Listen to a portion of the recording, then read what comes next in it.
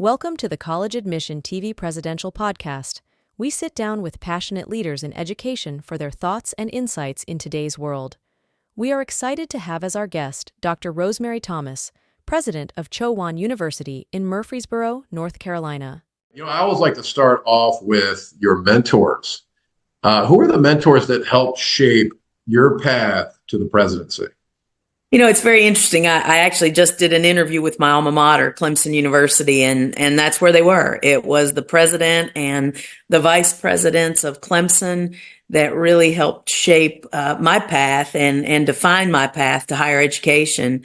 And then later in my career, one of my employers, the president, Dr. Janet Dudley Eschbach, she came into the fold and very much helped shape who I was, and we changed the footprint of a campus together and all of those types of things. So Max Lennon, president of Clemson, Gary Ransdale, president of Western Kentucky, and Janet Dudley Eschbach. So that's where we are. Do you still follow the institutions that you've worked at in your alma maters? How closely do you follow them? I do stay in touch with them. And it's interesting that you asked that. I continue to learn from them. And, we often laugh in higher education, the whole idea of the Professional Organization for Development, CASE, which is the Council for the Advancement and Support of Education.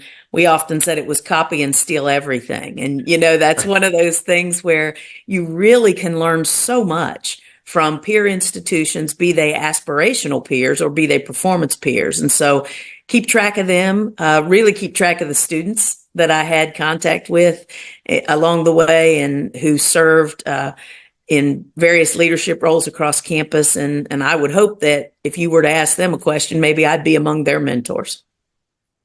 So now you're at Chowan University. You've been there for how long? I know relatively new. Yes, about 2.5 months. And so actually almost 3 months. So we're almost 3 months in. And so how long does it take to adjust to a new place, personally and professionally? Sure. I think in a place like in a higher education setting, obviously there is a specific calendar, an academic calendar, if you will. So coming in right after spring break, I saw the kids when they were coming back and they were excited, but a little bit of senioritis setting in for some of them. But I will say I'm glad I got here in March because I got to really see who they are and how the campus kind of breathes, if you will. But I would imagine it will take me, until the end of the calendar year so that now I can see. I saw graduation. It was fabulous, beautiful, very moving. I'll see the onboarding of the freshman class and then start to recognize some of those upperclassmen coming back. So I'm anticipating it'll be a good 9 months before we can really get our sea legs under us here. So talk to me a little bit about Chowan University. I mean, how big are you today? How big do you want to be? Yeah. Glad you asked the question. Chowan University is a place that had some really large classes in the past, and they've had some smaller classes. Right now, we're sitting at the mid 600s, close 700. There were times when Chowan was 1,400 plus. I think to right size the institution as we look at it today, what we have to offer, the sense of community that people expect from a place like this, I would love for us to be an institution of right around 1,000. So 950 to 1,050, I think would be the sweet spot for us. I think that allows for that personal touch, but also creates a strong sense of community that people can have their own identities, but also be known throughout the community. Well, and so you mentioned community. So how is Chowan and how are you starting to or continuing to engage with the community, and in what fashion? Sure. I think the piece here that is so special is that the faith-based institution that is Chowan is not just lip service. What I see here, Bradley, is that this is an institution that really practices what it preaches. And I say that because on a Tuesday night, well, actually, you talked about community engagement. Let me go back. I had a cold snap here in North Carolina. It was chilly for them. I came from West Virginia. It wasn't really cold for me, but it was in the low 50s, upper 40s. and it was revival week. It was the week before Easter, and we started the revival at our outdoor chapel. Outdoor chapel probably seats around 50 to 60 people. The bank was full. Behind the seating, it was standing room only. There were buses that came in from youth groups around, from local churches in the area, both North Carolina and Virginia. And I see people resonating with the faith-filled student body that comes to them through word, through music, and through deeds. And I think that that's fabulous. The other thing that I see is there are a lot of cultural offerings here on campus, concerts and lecture series, and we have some beautiful art galleries on campus. So to make sure that people know the doors are open, and this is not what I would consider a closed campus by any stretch of the imagination. There's some fun summer festivals and fairs around the area, and I know that while our students aren't here, the campus is very much involved in those things. So I would say that that community relationship, that town-gown partnership, if you will, is strong, but I'd love to see it even get stronger. Well, and talk to us a little bit about your programs and maybe how the programs tie into a career path. You know, how do you make sure that students are career ready? Sure. Chowan is introducing a pivot right now, and we're pivoting from a traditional liberal arts background, a traditional liberal arts curriculum, to that of what we're referring to as life skills. And with those life skills comes an opportunity to have hands-on experiential learning, not only in the class that you're taking and from the textbook and from the faculty with whom you're interacting, but also in things such as public speaking, problem solving, spiritual development, health and wellness, and the whole notion of financial literacy. You know, the term gets overused sometimes, but when we think about it, we just don't want kids to know how to balance a checkbook because, quite frankly, do they even have checkbooks anymore? But how do they track their spending? How do they apply for a car loan once they graduate? How do they start to save for a house? How do they anticipate paying off those student loans and things like that? So, you know, when we think about those life skills, another piece that we're very focused on, you mentioned career readiness, is the opportunity to be collaborative and the opportunity to be problem solving in all aspects of the world. You know, we hear so much about that. I think I've heard upwards of 80% of the jobs that are going to be available in 2030 have not yet even been defined. And that's only 6 years away. So, you know, we need to look to students who can, in fact, have transferable skills that will take them from perhaps one boardroom to another boardroom, as long as they can understand the mission and as long as they can embrace the responsibilities and the deliverables of the organization for which they're working and through which they're earning their salaries. So words that I oftentimes hear about, you know, I guess top of the mind items that a president may have is protecting your backyard. Sure. You know, so oftentimes, and you could speak to this at Chowan a lot better than I can, but oftentimes institutions, you know, have that maybe hour and a half, 2 hour window where students, that's where a lot of their students come from. Right. But a couple of things around that. One, is that the case at Chowan? And two, how do you make sure that you protect that backyard? Yeah, I think that what we've got to do is we've got to provide access. And, you know, that access to many families may come in the form of financial access. You know, how can we work with the students? How can we make sure that they have opportunities that they can afford that are not going to put them into some sort of long-term debt?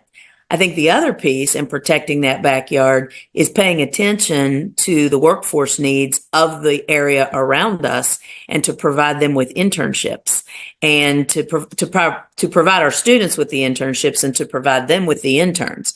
Because if they know they can come to us to put people in the positions that they need to fill, then obviously they'll begin counting on us and they'll say, well, if you want to work for us, you need to start at Chowan, you know, and I think that that's a great way to do that. I will say one of the things that we are exploring right now is, you know, we are kind of the only small private over here on this side of North Carolina.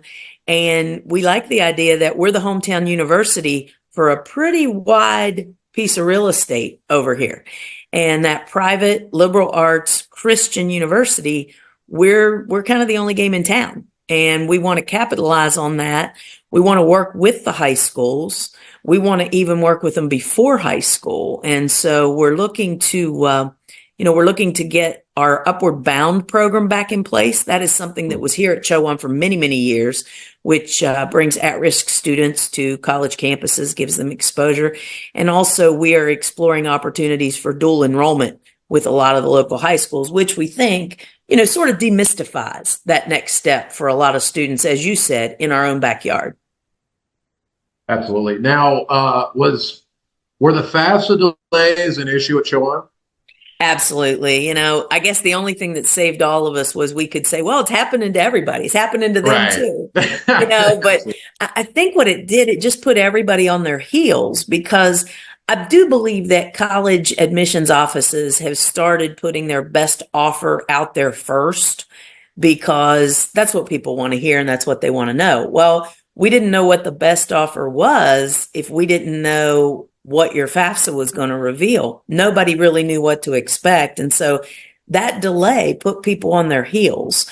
I am very, very proud of our financial aid office and our admissions folks that got packages out there quickly that at least began the dialogue. And a lot of those, unfortunately, were erroneous because people had to go back and fix something. I think only 30% of ours didn't have to have corrections made, but we got back to the people, helped walk them through the corrections, and then we're able to package them as best we could. So, well, and I would imagine too, just nationwide, completions were, and have been down. Right. So, how do you make sure, in particular, that first generation families don't take a gap year? Well, and that's it. And I think this life skills piece is something that really matters to folks. And I think that to offer them something that provides, dare I say, some catch up time from COVID years. I used to say all the time, oh my gosh, everybody's graduating with a 10th grade education because we lost 2 years, right? So you think about the kids that were sophomores and they never really got the freshman sophomore year, till I had a woman tell me one time, she was an elementary school principal, and she said to me, yeah, I understand. My students missed first grade, second grade, and third grade. And I thought, wow. So this is not something that's going to fix itself in a 2-year cycle because we had a 2-year slowdown. So I think that those life skills and that encouragement to not take that gap year is, we're going to meet you where you are. Okay. We're not going to expect you to necessarily be where we would have 5 years ago, but let's go ahead and get those life skills embedded in what it is you're doing. Let's help you understand problem solving. Let's help you understand building community and public speaking and strong communication skills, all those types of things. So little underpinning, I think, is a way to avoid that desire for a gap year. Oh, absolutely. And how do you make sure, and maybe talk a little bit about, and you've expressed several already, but when you talk about differentiators, sure. I know oftentimes, and this is just a general broad brush comment, but, oftentimes, a lot of private faith-based institutions have so much to offer, but it's very challenging to get those differentiators out to the masses and let students and the families know, hey, you know what? Chowan has a lot to offer. Yeah. Part of what I think is going to differentiate us is, in addition to changing the curriculum in several ways, we're also changing our schedule, and students will take, I would say it's more comparable to that of a block schedule, because they're going to have 2 classes for 7 weeks, going to have a 1 week break in the middle, and then 2 more classes for 7 weeks. So similar to block scheduling. What we have found is, in the post-COVID educational process, that aligns better with the attention span and perhaps the concentration efforts and how students are learning more. They'd rather have that immersive learning. And so while we're not unique in that regard, it is a bit less common. And so I think that's a differentiator for us. I think that will also allow students to have exposure to different experiences, to different instructors, also to different service opportunities within those weeks. Interestingly enough, in those 7 weeks, and this is something that is sort of yet to be determined since it's brand new, but you'll have classes 4 days a week. So you'll have Monday, Tuesday, Thursday, Friday. So that Wednesday time slot, we're hopeful because we have such a significant number of student athletes that will help them avoid some instructional time being lost. Okay. So scheduling maybe some away games on Wednesdays and things of that nature. But also it will provide opportunities for those internships and for those shadowing opportunities with professional development folks who are willing to work with them. Because located where we are, it's not just a 5-minute drive to your internship. It may be a 25-minute drive. It's going to be perhaps a little further afoot, but those Wednesdays, I think, are going to be very powerful for that immersive learning. So, a phrase that I often hear is, and I believe you alluded to it as well, is meet students where they are. Exactly. And so does that include, and I know that your institution is primarily traditional aged, are adult learners also a target? Absolutely. And I think that what we're going to see happen especially with our graduate student population, Chowan did a really good job of quickly jumping on board and having things in place to deal with that 5th year, especially for student athletes and for students in general who wanted to take that extra time for completion purposes. So that Master of Organizational Leadership and those Master of Arts in Teaching programs that we have to offer were built to be online, but we offered more of a hybrid while the student athletes were still here. Now that we've worked our way through that group, had a pretty big graduating class this year, I think that what that did, it sort of validated us in that arena. And so now those adult learners are coming back and thinking more about, hey, that Chowan program makes sense, and I can go to campus to get the support that I want. Now, on the undergraduate level, I do think that, again, that schedule that I just told you about, if you want to pick up one class, that's not 15 weeks, that's 7 weeks. And you could grab that, you could take those one at a time, or you could take them 2 at a time, then take the other 7 weeks off, that type of thing. So I do think we'll be meeting them where they are as far as their schedule needs, as far as their family commitments, those types of things. We do not currently have weekend classes, but we are certainly exploring that, and we'll be exploring some of that too with our dual credits. Now that's the more traditional age or younger, but that could also lend itself to the adult population and the adult learning population as well. Well, and I think what you just alluded to is, how obviously the top of the funnel is important. There's no question about that. But also, you really are speaking to how important it is to see and realize persistence and student success. Exactly. So that ability, and how do you define student success? Well, I think the whole idea of student success couples around what it is that they're expecting to get out of this, because people come to college, people take part in higher education for different reasons. They may know their path and they're never going to stray off of it. But I think that what Chowan has to offer is a level of academic rigor that allows you to be successful, but it also allows for what I would say is perhaps helpful failure, if you will, that you explore something, it's constructive failure. And so you can reboot if you need to. But I also think that what we are showing here is a propensity to follow your faith. And that is not only your faith, your Christian faith, and or other faiths, any type of faith, your spirituality, but also faith in yourself. And I think that for students to truly be successful, they have to believe in themselves, but they have to know other people believe in them too. We've heard that quote many, many times, that people don't care how much you know until they know how much you care. And I think that is truly a word to the wise here with Chowan. I see it with our professors. I see it with our staff. But I think our students also are so mutually supportive of one another.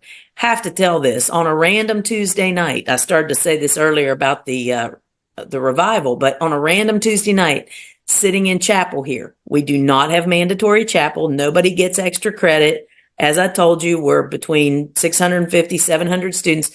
I stopped counting at 120 heads in chapel, Oh. and had one baptism scheduled, had one other one come up forward, and had a third one come up right then and there. So I think that defining that success is allowing people to find themselves.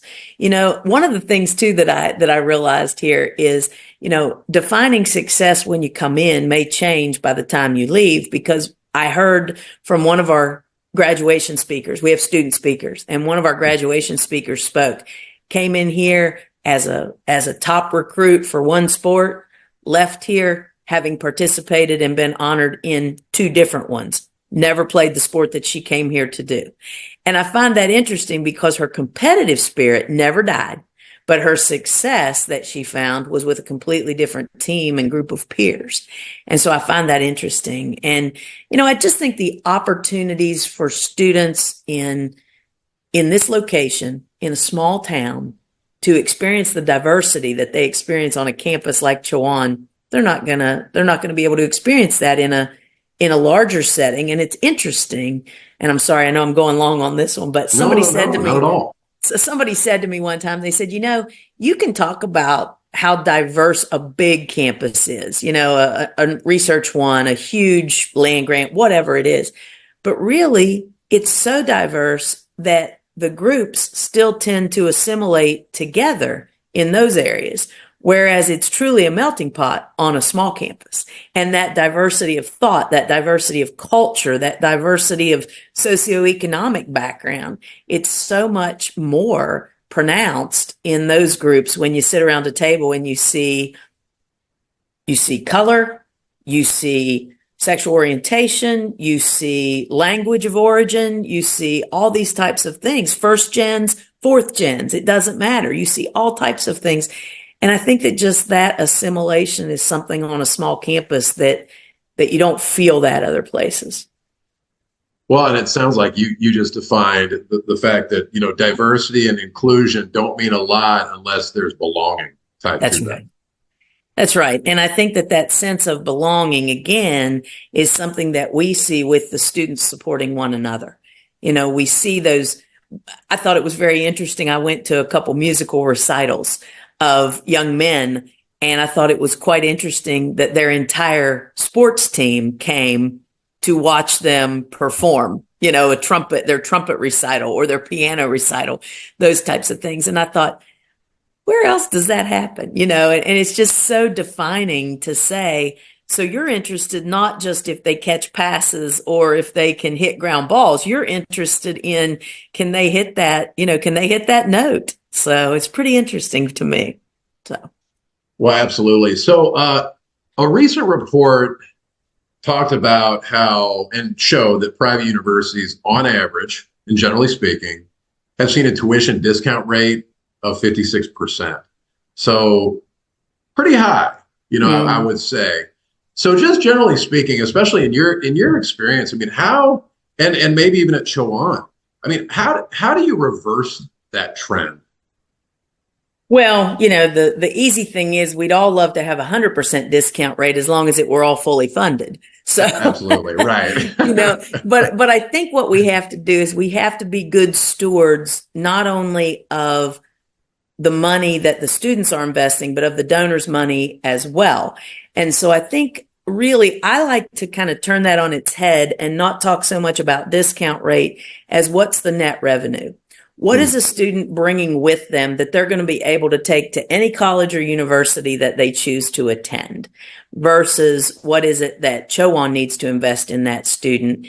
And thirdly, what is a reasonable amount of debt for us to counsel that student to take on for themselves? And I think in those instances, you've got to consider the FAFSA, you've got to consider the chosen field of study and those types of things. So what are they able to do? But I really do think that the way to reverse, not necessarily reverse it, I don't know that we'll ever turn it the other way, but at least to manage it and to balance it, is to find more investors, if you will, more donors to those scholarships. And I think the only way to do that is to show them the results, to have those successful students talk with them about how that truly made a difference to them. And then I think the whole notion is You've got to train, if you will, the recipients of those scholarships to pay it forward. And so that is how you obviously get to that funding model where more of it is underwritten. You know, it's so interesting because when I was deciding on my higher education path, I didn't have all the options. You know, it wasn't, do I want to be in person or do I want to be at home? Do I want to be at a trade school? Do I want to finish my associate's degree while I'm in high school? Do I want to do all these things? There are so many more options today.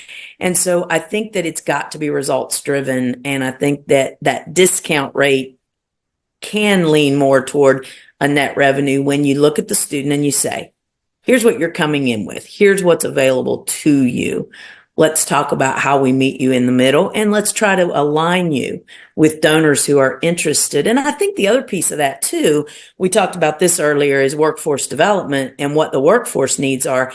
So many industries out there are now willing to invest in those students. I call it the old ROTC model. You know, we'll pay your way through school, then you owe us 2 or 3 years, whether that's a healthcare organization, a financial organization, you know, it could be anything, could be an educational district or whatever. So you owe us back. How do you align those opportunities to underwrite, if you will, some of that debt so that everybody can come out in a little better financial position?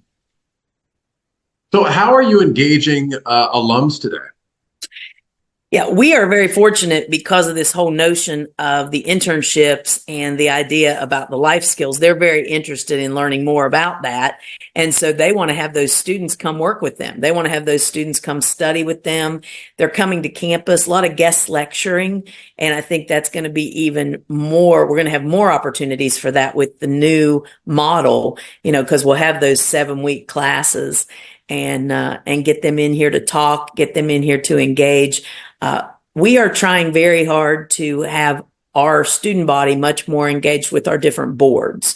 And we have a board of trustees who is a lot, primarily made up of alums, certainly our alumni council, our board of visitors, and those folks. And we want them to really engage with them. One of the changes that we're making right now is we are moving from a traditional student government model to what we're calling a student leadership council. So while that model will allow for leaders of all the different organizations across campus to sort of come together, more like a United Nations, if you will, of different organizations. They may be honorary organizations for scholastic achievement. They may be athletic-based organizations. They may be faith-based or service-based. And so we're trying to align them with alums that were more closely associated with those student activities, those student organizations and clubs. And we think that we're seeing a tremendous amount of interest on the part of the alums to come back in and serve as mentors and perhaps even virtual advisors for those groups. And so I think that's going to take off. And I think it's a model that may serve us well, and others can maybe learn from that too. So 2 questions here, and I think they're related, but when you're visiting with prospective students or prospective parents, what's one of the first questions that they ask? And I'm just assuming that they might be different. Yeah, you know, parents want to know, is my child going to be able to get a job when they leave here? And then they really ask us, usually secondly, they ask us the most important question, is my child going to be safe here? And asking, is my child going to be safe here, can have a number of meanings to it. You know, is my child going to be safe here based on who they are, based on where they are, based on who you are, all those types of things. And I think, you know, we've got to make a commitment to providing a safe environment. And that safe environment is not just about their physical safety, not just about, oh, they forgot and locked their, you know, they didn't lock their car or they didn't lock their room. It's not just that. Is it safe for them to change their major? Is it safe for them to get it right or get it wrong? Is it safe for them to come to you and talk about something that happened in their past? Is it safe for them to come and have you counsel them on what could happen in the future? And so that's sort of that parent piece. And then I do think the employability is important to them. And I think that kind of dovetails with the financial needs and the financial counseling that we offer. The student's question is, what is there to do around here? That's always the question there. And I think too, when you're on a campus that is predominantly student athletes, most everybody has a built-in group of friends or a built-in team or a built-in group of peers. And so I do think that there's got to be some intentionality on our part, which is why we're kind of going to this leadership council. If you're not on a sports team and you're not part of campus ministries, what are you doing? And so we need to figure that out. And we owe it to ourselves and we owe it to those students to say, let's keep you engaged and let's keep you informed of what there is to do.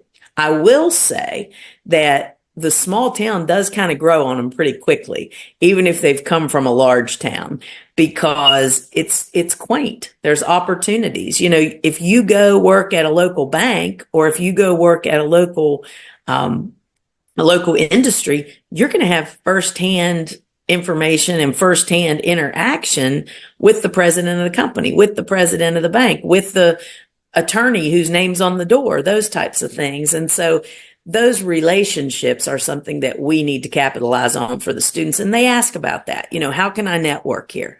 And that's important to them. So I think teaching them that from the beginning and proving that from the beginning is critically important. I have sort of a thing that I do with admissions and with retention. We talked about recruitment and retention. And I talk about retention as being sort of a three-legged stool. And I think those three legs are the admission counselor that brought you in, the academic advisor for the area that you're studying in, and then why are you here? The sports team. So your coach, if you're campus ministries, our campus minister. If you're living in a res hall, maybe your residence director. I'd love to put a fourth leg on that stool. And that's what I'm going to aim for in the next year. And that fourth leg would be a peer mentor. And I think if they could have an upper class peer mentor, it would truly be a game changer for so many of our students. So now, where do you see Chowan in the next 5 years? I see us as being right-sized. I talked about that, getting us back to between 950, 1,000, 1,050 maybe. I think a stable enrollment of that, getting to that. I see the life skills recognition as being something that we no longer have to explain, but that becomes part of the fabric of who we are, right alongside with our faith-based learning and comfortability. I would love to see, obviously, the increased retention rate, but I'd also love to see, if the world calms down a little, I'd love to see some more study abroad opportunities, because I think that life skills piece would transfer well into maybe people that have never flown before or people that have never traveled, outside the U.S. before, having more confidence to do that. And so I think that to sort of embrace that and have a number of first generation kids be prepared to do internships both domestically and abroad and to study abroad would be something that would be transformational for the institution. And I think the experience would be something that they would embrace beyond what they can even imagine right now. So I think the right sizing, the stable enrollment, the stability of that enrollment, again, the whole life skills recognition, but not losing sight that we are still serving some first gen kids and some first gen families. And I think that people underestimate the power of serving that first generation student, because you're not just changing their life, you're changing the lives of the next 3 generations for them. So that's something that I think is very important, but also serving even more of our legacy students, becoming that institution of first choice because of the life skills model, because of the opportunities for internships and potentially for that study abroad notion. And those study abroad opportunities for us happen now. Most of them are just mission trips, which is fabulous. We send students on mission trips all the time. But to expand on those, I think, is something that we have the capacity to do. And in some ways, I would say we have a responsibility to do. Well, excellent. Well, Dr. Rosemary Thomas, Chowan University's president, thank you so much for your time today. This has been very insightful. I really appreciate it. Thank you so much. All the best. We hope you enjoyed this episode of the College Admission TV Presidential Podcast. Stay tuned for our next episode, where we'll bring you another insightful conversation with a distinguished leader in higher education.